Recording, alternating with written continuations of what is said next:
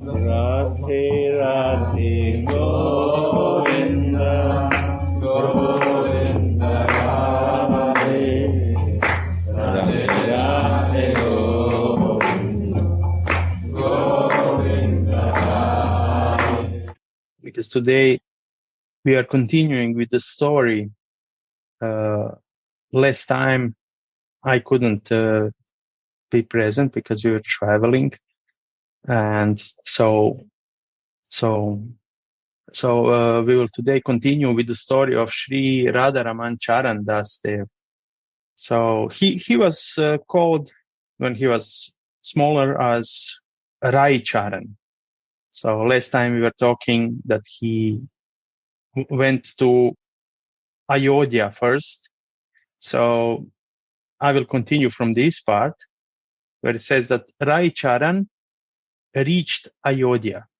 He was on the uptoe of high expectation as he looked for the saint here and there on the bank of Saraju River.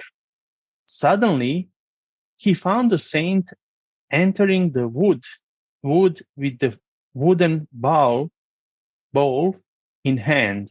After finishing his ablutions in the holy waters of Saraju River, he saw Rai Charan and said, smiling, "Well, are you come, my child?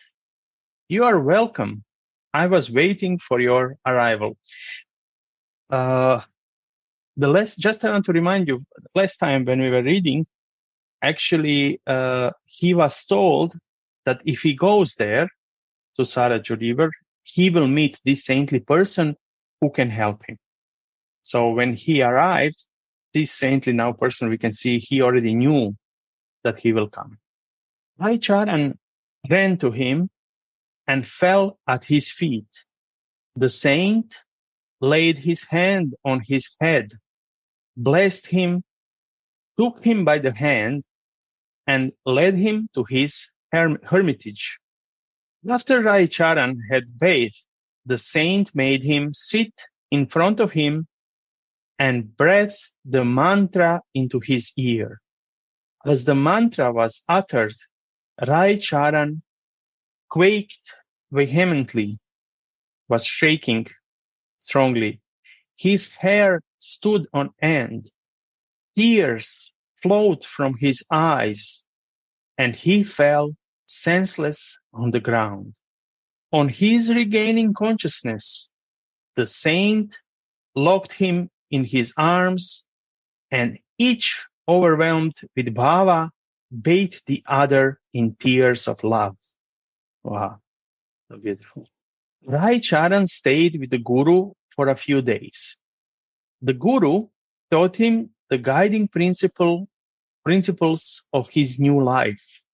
One day he said to him, "Look, I have an impulse from within, a bidding of the Lord, so it must be done. You need not stay with me any longer. You must set out on your mission and spread the name of the Lord far and wide in the world." "Excuse me, Gurudev. I thought of clinging to your feet and serving you to the last day of my life. That is not to be, my child. And so you must give up that idea and make up your mind to shoulder the task. God has been pleased to impose upon you. You say you want to serve me. But what is service if not doing one's pleasure? I shall not be better pleased with anything else. If you look upon me as your spiritual friend and guide or navigator, you cannot but choose to obey me. Come, be a good child and do what I say. Thy will be done, my Lord. But the task is great, and I am so small. Empower me to accomplish the mighty task." "Oh, it is done, my child. Fear not and set to work. You are in the hands of God. He will be with you and lead you on." Rai Charan fell weeping at the feet. Just one second. Raicharan fell weeping at the feet. Raicharan fell weeping at the feet of the master. He raised him, embraced him heartily, and blessed him as he bade him goodbye. Raicharan set out. He traveled far and wide till he came to Navadvip. Something in his appearance attracted Jagadananda Das Babaji. If you remember, we were talking a long time ago about this Jagadananda Das Babaji, a really mystical person, who took him to his residence and gave him a solitary room for his undisturbed meditation. Now he lived a life of abstraction, out of touch with the men of the world. He bathed in Ganges 3 times a day, cooked his own food, and ate only once in the afternoon. He spent the whole day in the loud chanting of the name of the Lord. Sometimes he would laugh and sometimes cry, swimming always at pleasure in the sea of love. He was love intoxicated and behaved like one who was gone mad. His host called him Rajan Babu. So from Raicharan, he became Rajan and was known as such hereafter. Birds of the same feather flock together. At this time, he met another love-intoxicated person, Navadvip Chandra Das. Their eyes met, and they felt they were old, familiar friends. They flew into each other's arms and shed tears. They were in ecstasies. They danced together in joy and shouted the name of the Lord. It seemed they were two only in form, but one in heart. How deep, how perfect the union of their hearts. They became friends forever and would no longer part from each other. Two other devoted souls, Krishna Govinda and Rasa Mohan, felt attracted by Rajan Babu and joined him. All together decided to go to Puri. They started wearing a chadar and a dhoti, and with karatals in hand, dancing and singing the name of the Lord. Rajan Babu led them. He had his own charming way of leading. As he marched, he danced in Sankirtan. The tall figure with hands uplifted and one foot fixed perpendicularly on the other. They were so attractive, these God-intoxicated devotees, that they had a large following of men, women, and children as they went. Thus they marched on. In the evening, they stopped to rest in some village or woodland and ate what Providence gave them. They reached Sakshi Gopal. Rajan began Sankirtana. He began as was his wont to explain the history of the image before him in extempore verses in the course of Sankirtana. In spontaneous verses, extempore. The verses came to him so swiftly that it seemed he was drawing upon memory and singing well-known songs. So exquisite were the songs that they might well be taken to be the classical compositions of some ancient bard of Vaishnava literature. The bystanders were simply charmed and whispered among themselves, "Who are these blessed souls? Whence do they come? Who is he the tall man towering above them all. He is the true likeness and stuff of a Superman. He has long arms, gracious form, sweet smiling face, and he has about him a heavenly air, which marks him out from the rest of mankind. He is undoubtedly the Barha Babaji, the head of the party, and the others are his followers. So he came to be called Barha Babaji, and we shall henceforth refer to him by this new name. Yeah, so we can see that this, in the end, actually, Radaraman, Charan, Das, Babaji had so many names. It was midnight. All was calm and quiet around. They were lying outside the temple. There came two persons, one white, the other gold-colored, and they sat near the head of Barha Babaji. The former said, "Listen, I come to deliver a mantra, which you are to practice and proffer to anyone, spread to anyone, who would be willing to accept it." So saying, he communicated to him Gaura mantra of 22 letters and disappeared. The night wore on and it was morning, but Barha Baba was weeping all the while. He was out of his mind. He was shouting, "Panitai, Janitai," dancing, whimpering, rolling and tossing on the ground. He told his companions what had happened to him. He clung to them and cried aloud. They tried their best to soothe him. He came back to himself, but ran at full speed, crying, "Anitai, Janitai," on his way to Nilachal. His companions followed him.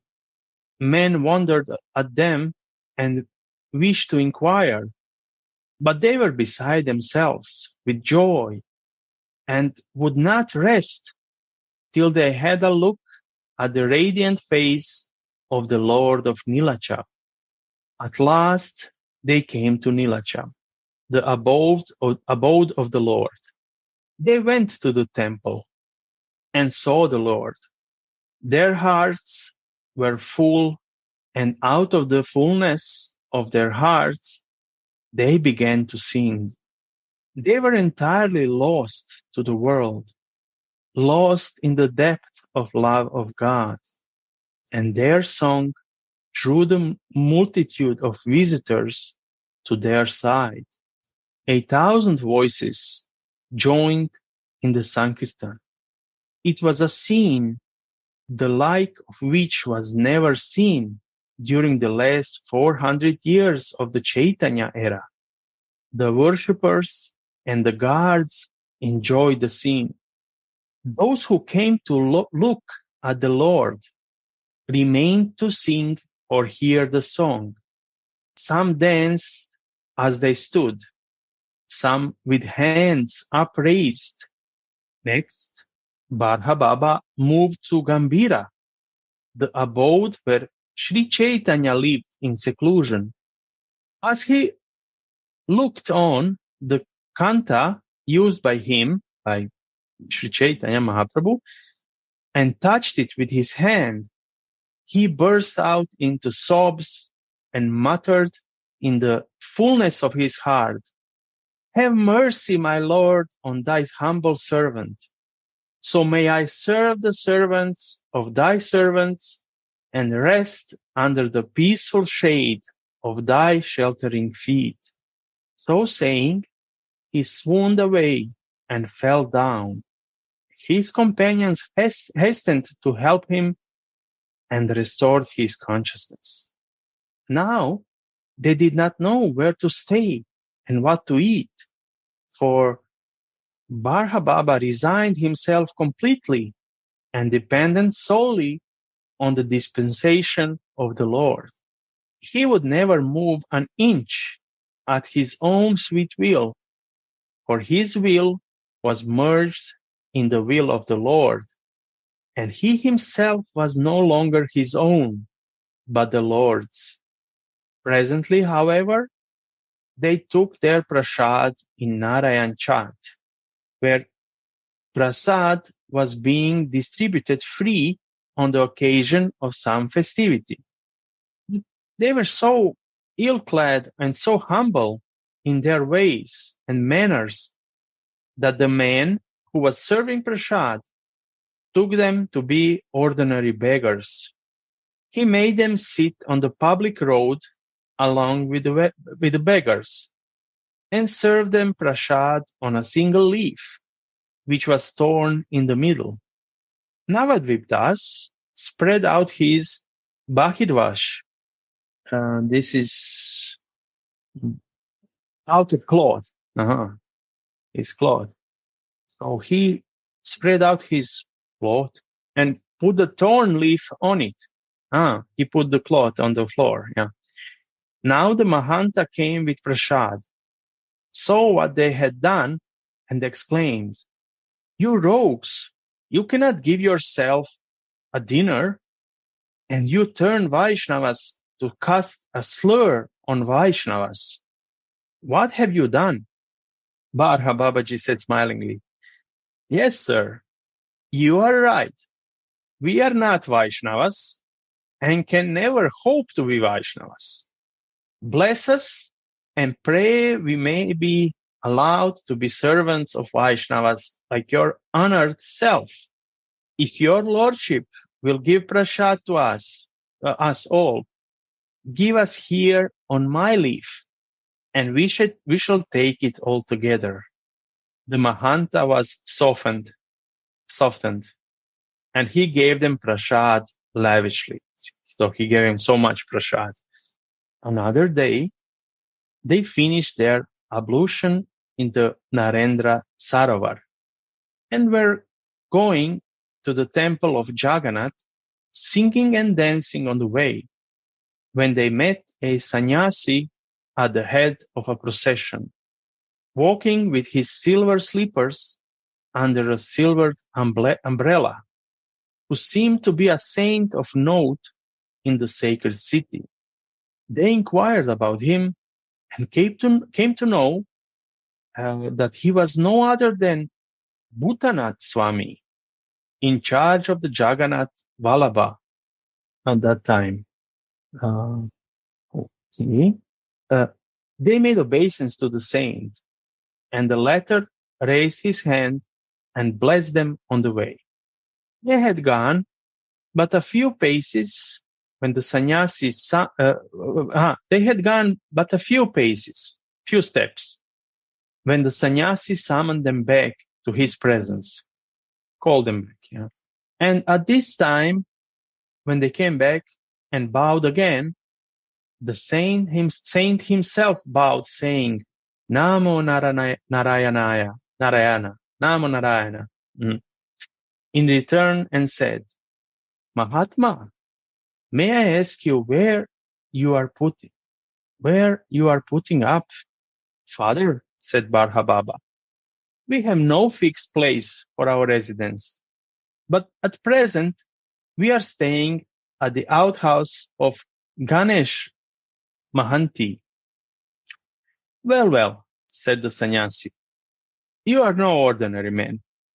I felt transcendental joy as I looked at you. I think you are intimate with Sri Krishna Chaitanya, the son of Jagannath Mishra. In fact, from what I can gather from your looks and doings, I think you are an exact copy of Sri Chaitanya in your life and conduct. You are an imitation Chaitanya, I would say. But you see, you have renounced the world. You should not go and stay with a worldly man. Why not come and stay with me at my place? Do you come and occupy a room at the Jagannath Vallabha and sing the name of the Lord to your heart's contents? As you bid us, Mahatma, so it shall be done," said Barha Babaji. and went away singing to the temple of Jagannath. So on the third day, they came and put up at the Jagannath Vallabha, to the great joy of Bhutnath's family, who was very favorably disposed towards them. A jewel alone knows what a jewel is like, says the Bengali proverb, and it is so true. The recluse came in, with matted hair on his head, and entered into lively conversation with Barha Babaji. By your leave, your reverence, said the newcomer, may I ask you to which sect you belong? Sect? What sect, my brother? While God is one, and all belong to him, and him alone. Yes, sir, that is true. But then there are so many different creeds in religion, and men follow the one or the other. This is what I mean. Well, the different creeds are only so many different modes of grasping the same eternal truth. The differences cease to exist when the devotees comes to face with the truth. They represent the different schools of thought in our attempt to conceive the divine idea.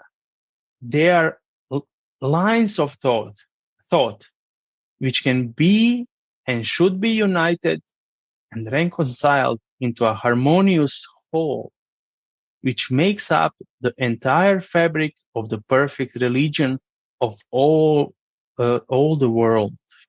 Wow, this last sentence, what Barha Baba said, when sometime we as devotees can see the differences between lines, even I will not even say different religions, but different lines in Vaishnava culture. And this sentence is so nicely explaining how it's actually, in a way, all same, but different lines in this, our connection with the divine. And says that these differences cease to exist when the devotee comes face to face with the truth. And this is, when we have divine vision, then these differences disappear. Differences which actually are visible to us. You want to say something? But, other person continued. But there are these sects, and I would like to know the sect to which you belong. I take objection to the term sect, which implies inclusion of some to the exclusion of others. For religion is in reality an undivided whole, which admits of all these different conceptions at the different stages of spiritual evolution. But then there is one thing. Some have climbed the initial steps, some up to the middle, while there have been some who have gone up to the top of the ladder of evolution. Those who are at the top can see the different sets of religious aspirants clinging to the ladder at the various stages of spiritual development, and they can harmonize the apparent conflicts and contradictions and proclaim truth from the pinnacle of God realization. So there are these gurus at the different stages of God realization who have taught their disciples according to their power of comprehension, and they have started the lines of spiritual descendants, which in after times have come to be grouped as the different sects or religion on earth, of religion on earth. There is no sect in the religion of God, who is one. There were no such sects and schisms in the teachings of the great masters, the Loka gurus. They have come out of the imperfect understanding of the later disciples of the great masters. They have come out of the imperfect understanding of the later disciples of the great masters. So beautiful view. Actually, this immediately reminded me, as Mahabhava one time was telling me how spiritual path looks like you are climbing a hill, but you are not climbing like directly up, but you are going spirally up. And sometimes it looks you are on the same place, but actually you are all the time getting higher and higher in this climbing. And as you are getting higher, your vision changes. You can broadens, becomes wider, your vision. You can see different, you can see all the parts and levels which were, you see the same things from the higher perspective. Like we have Bhagavad Gita, for example. When we read the Bhagavad Gita first time, it was one level of realization of Bhagavad Gita. But through many years, our realization is deeper and deeper. And now, with Gurudev and with Radha Dasyam family, we can see so much depth of Prabhupada's Bhagavad Gita. Okay. So the person said to him, "Thank you very much. I'm so glad that I have found one who is above the limitations of narrow sectarianism. Now I can breathe freely, and I think I can take the liberty of inquiring about the perfect religion of all the world. No more of sects and schisms. But let me know, if you please, the standpoint you would take to understand the perfect religion of the world. My standpoint is that of Sri Chaitanya, or Sri Gauranga, who gave us his religion of love and beauty, which is the perfect religion of all the world." Yeah, beautiful. Because love is actually the main theme of all religions of the world. Then you belong to the Gauriya Vaishnava Sampradaya, don't you? Yes and no at the same time. Yes, because I have accepted the principles of the Gauriya Vaishnavas. But no, because I do not think that the Gauriya Vaishnavas should form a cliché and mar the and mar the universal character of the religion of Sri Gauranga. But who is Sri Gauranga? Sri Gauranga is the incarnation of the Supreme, the High God, who incarnated himself as Sri Krishna in the earlier age. But how can you prove that Sri Gauranga is the Lord himself? No proof like ocular proof that you can see, they say. They saw him and knew him to be the Lord himself. Those who had the eyes, the spirit's eyes, to see him aright, Nityananda saw him and knew him. And so did the other devotees who were spiritually advanced in those days. They do see him and know him to be the Lord. Even now, they who can discern the high spirit with the spirit's eyes. But what is ocular proof to one that is blind? How can you prove it to the blind that the sun is up? Yes, to those who have eyes, when the sun rises, there needs no ghost to come and tell them that the sun is up. So it is with the Lord. They can see, who have developed their spirituality and rendered themselves fit for God vision. but the blind cannot see. No amount of reasoning will convince the blind man of the existence and effulgence of the sun. He must wait till a doctor comes and restores his eyesight, and then he can see the sun like those that talk to him about the sun when he could not see. That's it. Come, will it do? Is this okay? Yeah? The person said, Venerable sire, you may be right when you say so from your own point of view, but one may think that you are just evading the question. The blind must be convinced of the possibility, if not of the actual existence of the sun, before he can be persuaded to go to a doctor to open his eyesight for a first-hand knowledge of the sun. Yes, but that is second-hand knowledge, you see. And you must remember that this can only persuade you to undertake the task. It will never carry conviction before you have actually realized the truth for yourself. However, I will try. Baba Mahashaya then went on to enumerate the Shastras in which Sri Gauranga is mentioned as an avatar. The Chandogya, the Chaitanya Upanishad, Ananta Samhitas, the Srimad Bhagavatam, Padma Purana, Garuda Purana, and a host of others.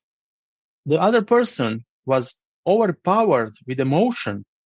He burst into tears and consigned himself to Barha Babaji, who initiated him and put him on the way to spiritual blessedness.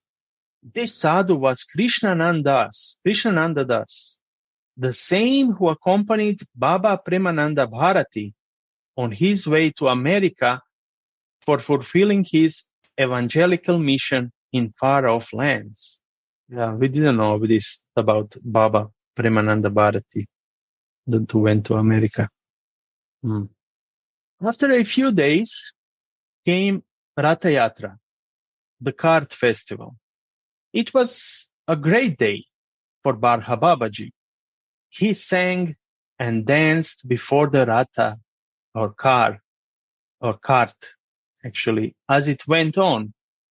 It appeared from his bhava and gestures that as he sang and danced, he saw in the Sri Vigraha of Lord Jagannath, the Lord himself, in all his resplendent beauty, smiling at him, who slackened the speed of the car at times to hear him sing and see him dance, who slowed down the speed of the carts.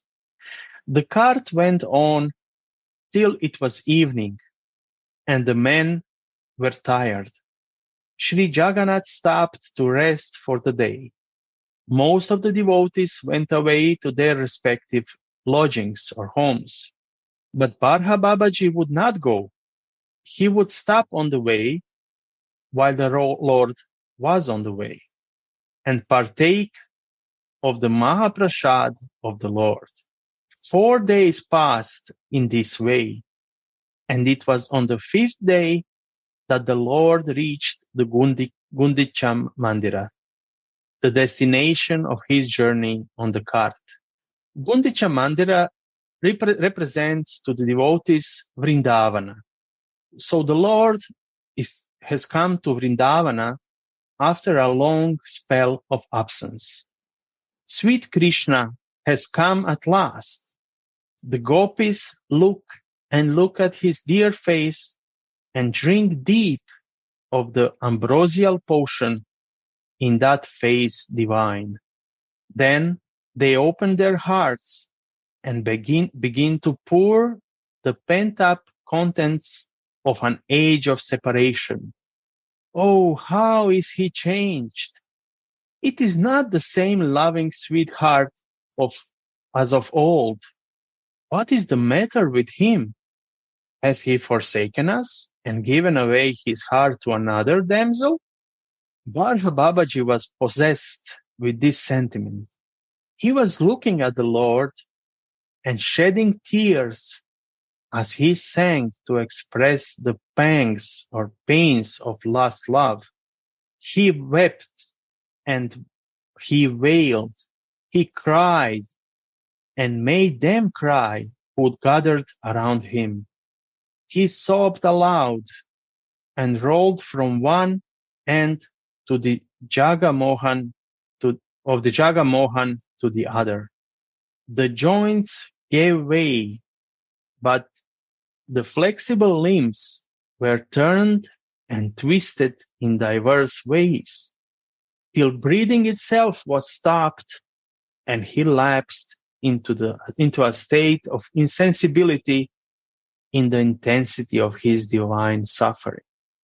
He knew not what to do and how to bring him back to his senses, when suddenly there came a sannyasi in yellow robes and assured them that Babaji Mahashaya was a saint of a very high order, and that the state he was in was hardly to be approached by ordinary mortals, and that he could be summoned back to consciousness again if somebody would undertake to sing him a song purporting to be a response from the lips of Krishna to soothe the suffering of his love-lorn Radha.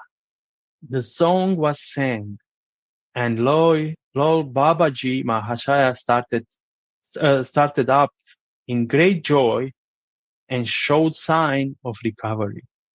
Tears, tremor, and horripilation appeared, and the song was repeated again and again till he completely regained his senses and sat erect to the great joy of the bystanders.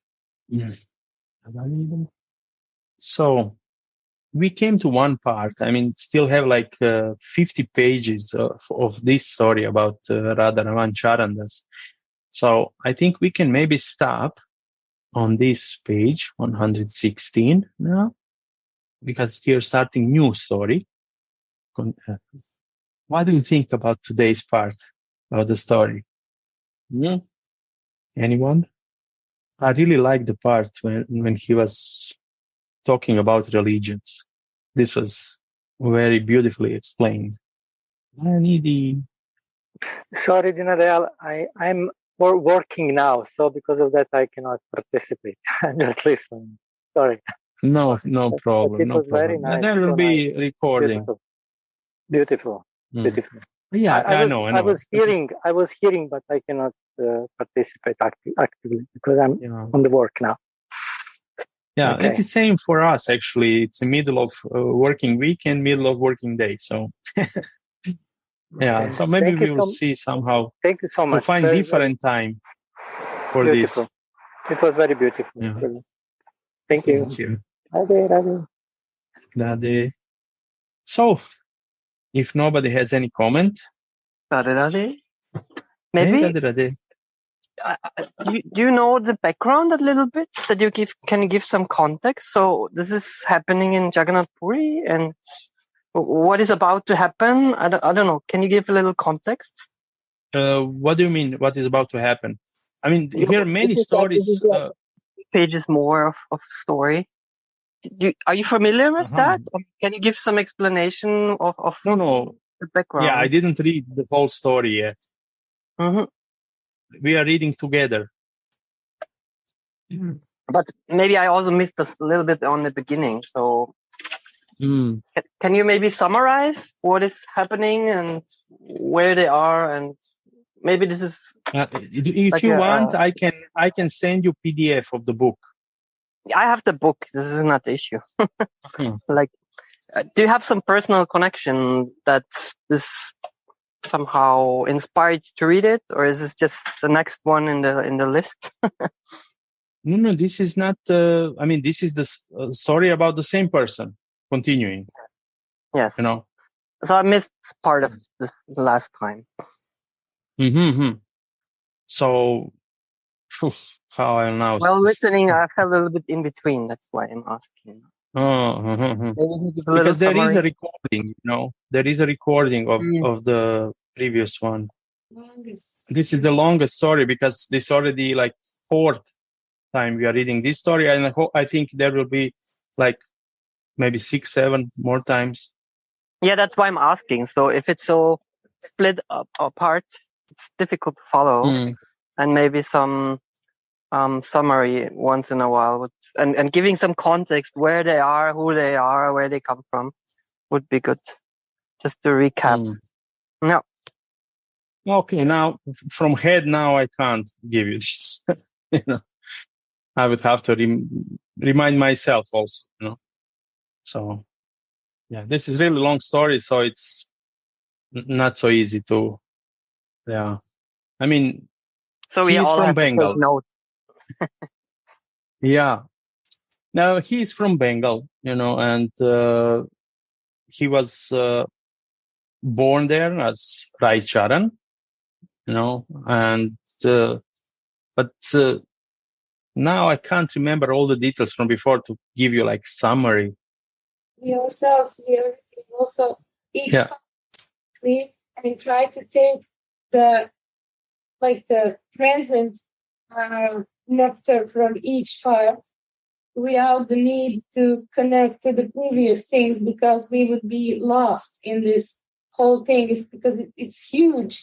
You can't even, you have to read it few times to be able to summarize it, because it's like vast amount of data that is actually too big to be able to summarize in a small summary. I don't know. I would need to try to find another text about this person and summarize it shortly, because this is just so big, this subject, that it's like many little stories collected in one big story. So each time we actually concentrate only on that particular thing that is going on at that very moment that we are reading. But probably we'll try next time to find some summary of. Yeah, I mean, he was because the story first started with some explanations of of the miracles he was doing, and then started from his birth again. Yeah, so yeah, they started with miracles like he brought some woman from dead on in what name? I forgot, but he attended a funeral. Yeah, and then he brought this lady from the dead. Because she didn't utter the name of the Lord, so. Chance to chant the name of the Lord, so he felt so compassionate about her, so he had to bring her to life again to be able to make her do this. And then she left again, but that was in the previous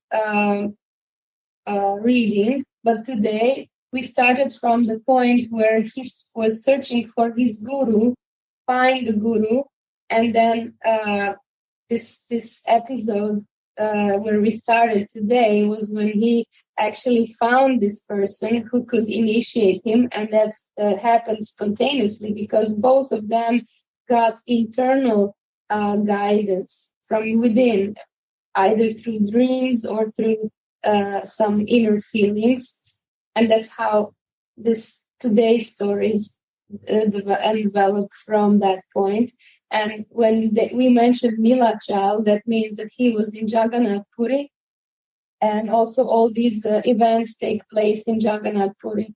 And from what we have read right now, we can have the idea that he and this person that they are talking about, who was his friend, both of them, they were very similar to Gauranga and Nityananda. Obviously, they were very much connected to Gaura and Nitai. And so this actually is what we got from, as a little summary of this reading. Also, what was very interesting, how his viewpoint about religion is that there is one big unity in religion, so that the religion is like universal, and only people are those who by their explanations make the divisions, because depending on the level of their understanding. That's what he said. So this is like a short and also we could read a lot about his emotions, how he often was feeling strong emotions, that he would fall unconscious and he would feel the bala, and others around him could feel his bala also. And one thing which was in the end now what we read, that he felt the emotions of Radhika also, that when Krishna came back, and how Radhika was feeling. And only what could wake him up would be Krishna's words, so that they sing the song which about what Krishna says to Radhika, what would calm her, and that wake him up. Radhe Radhe